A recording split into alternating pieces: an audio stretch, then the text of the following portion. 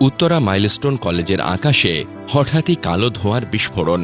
F-7 BGI মডেলের একটি যুদ্ধবিমান হু হু করে নেমে আসে শিক্ষার্থীদের কোল জুড়ে। ক্লাসে বসে থাকা কেউ জানত না আর কয়েক মুহূর্ত পর পুড়ে ছাই হয়ে যাবে তাদের জীবন, স্বপ্ন, হাসি, সবকিছুই। আর বিমানটি সেটি চালাচ্ছিল স্কোয়াড্রন লিডার তৌকির। মাত্র 1 বছর হলো তার বিয়ে হয়েছে। বাসায় এখনো নতুন বউয়ের হাসি। তেমন ছুটি মেলে না বলে ঘুরতে যাওয়া হয়নি কোথাও। প্রশিক্ষণ শেষ হলে হয়তো হয়ে উঠতেন একজন দক্ষ সাহসী স্কোয়াড্রন, বাঁচিয়ে রাখতেন আকাশপথের নিরাপত্তা। কিন্তু সেই আকাশ গিলে ফেলল তাকে। 21 জুলাই সোমবার বিকেল 3:45টার দিকে সম্মিলিত সামরিক হাসপাতালে মারা যান স্কোয়াড্রন লিডার তৌকির। জানা যায় বিমানটি দুপুর 1:06 উড্ডয়ন করেছিল এবং মাত্র 12 মিনিট পর বিধ্বস্ত হয়, যার ফলে ক্যাম্পাসে আগুন ধরে যায় এবং ব্যাপক ক্ষয়ক্ষতি হয়। বিমানটি ছিল বাংলাদেশ বিমান বাহিনীর F-7 BGI মডেলের প্রশিক্ষণ বিমান।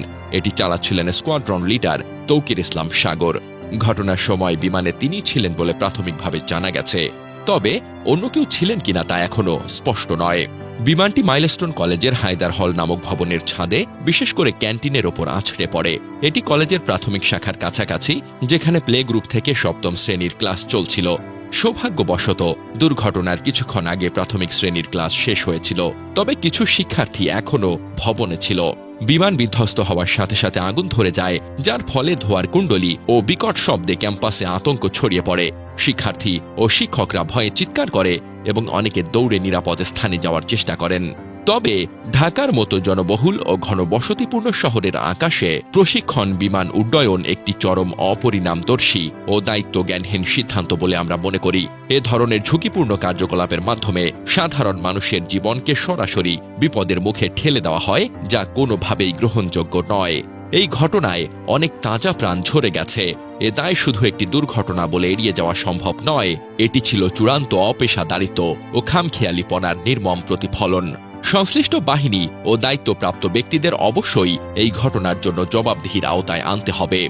জানা যায় বিমান দুর্ঘটনার সময় ক্লাস চলছিল প্রাথমিক শ্রেণীর শিশুদের। হঠাৎ বিকট শব্দে কেঁপে ওঠে স্কুল ভবন, আর ধোঁয়ার কুণ্ডলিতে আতঙ্ক ছড়িয়ে পড়ে। তাৎক্ষণিক শিশুরা ভয়ে চিৎকার করে কাঁদতে শুরু করে।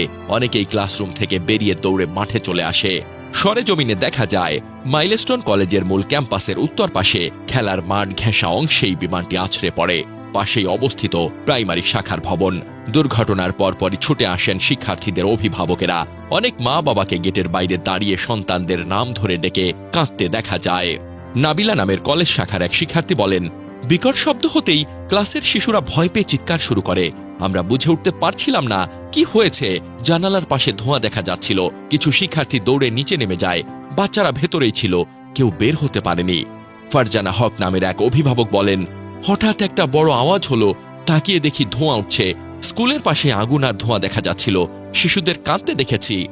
ঢাকা মহানগর পুলিশের উত্তর বিভাগের উপপুলিশ কমিশনার মহিদুল ইসলাম বলেন, ঘটনার পরপরই এলাকার নিরাপত্তা বাড়ানো হয়েছে। ছোট ছোট শিশুদের নিরাপদে সরিয়ে নেওয়ার জন্য আইনশৃঙ্খলা বাহিনী ও স্কুল কর্তৃপক্ষ একসঙ্গে কাজ করছে।